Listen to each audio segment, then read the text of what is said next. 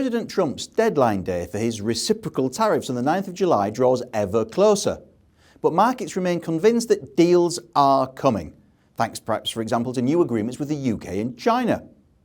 Fresh conflict in the Middle East and its potential impact upon oil and gas prices is another issue, however, for investors to ponder right now. The range of potential outcomes from both issues remains very, very wide, and in this respect, portfolio builders may prefer to concentrate on something that's perhaps a little bit more tangible and more measurable, namely company results.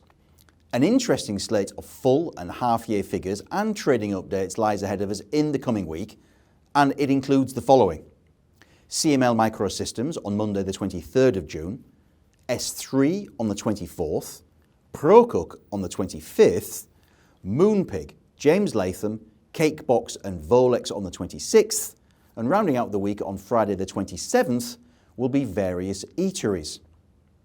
However, three more firms could just write the headlines of the greatest size in the coming week, and they are Telecom Plus, Babcock International and CURY's.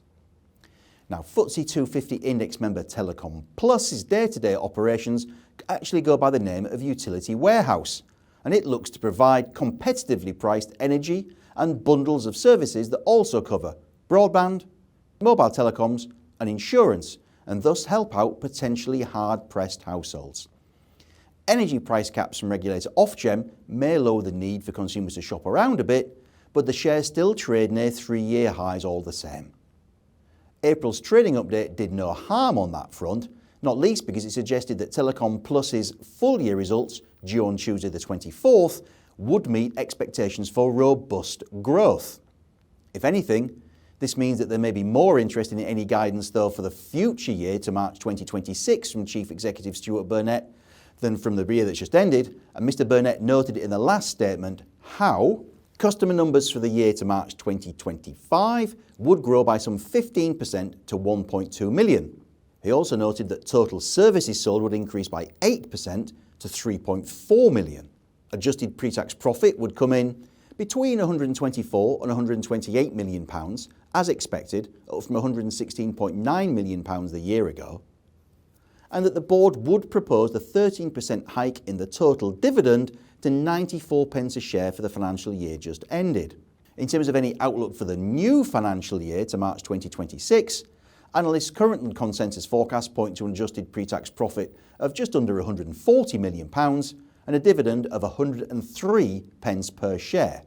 Analysts and shareholders will also look to customer churn and for any sign of increased bad debts, as well as any update on the goal to add 1 million customers in the 5 years to the end of March 2027 to take the total to 2 million. Babcock International rejoined the FTSE 100 back in March after an absence of more than 7 years.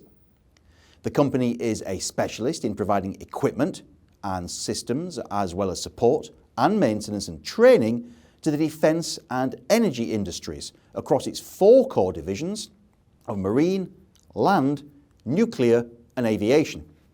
The company is the second biggest supplier to the Ministry of Defence here in the UK, behind only BAE Systems, and its £10.1 billion order backlog also includes long-term contracts from NATO and a number of other countries in Europe and indeed worldwide besides the UK.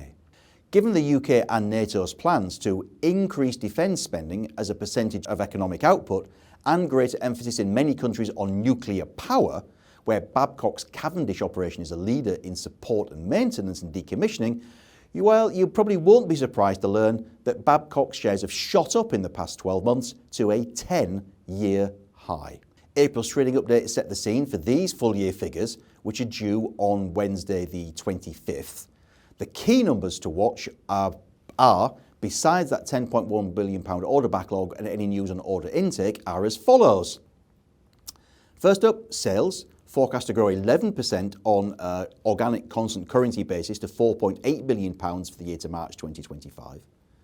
Underlying operating profit, analysts looking for £363 million for a 7.5% margin compared to £238 million and a 5.4% return on sales a year ago, and free cash flow of £153 million, broadly flat on last year. Now, Babcock rejoined the dividend list last year with a distribution of 5 pence per share, and analysts looking for 7.2p a share this time around. In terms of any comments on the future, note that Babcock's management incentive scheme focuses on sales growth, an 8% operating margin and free cash flow.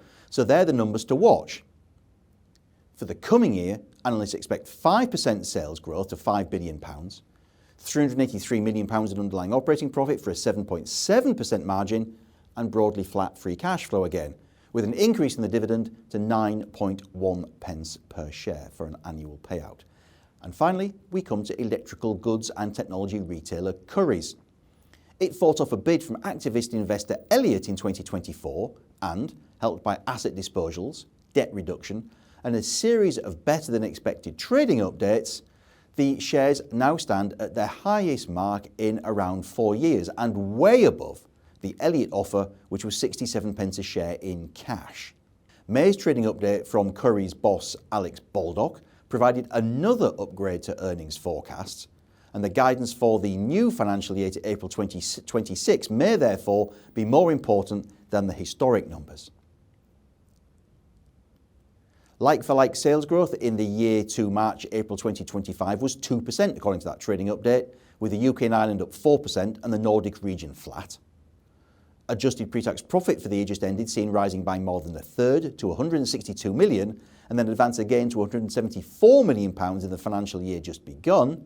Free cash flow is expected to be strong enough to leave the firm with a net cash pile of £180 million excluding leases and pensions, and that could prompt CURY's to rejoin the dividend list after an absence of just over a year. I hope that you and your families are all keeping well. Thank you for watching, and I look forward to seeing you again next time.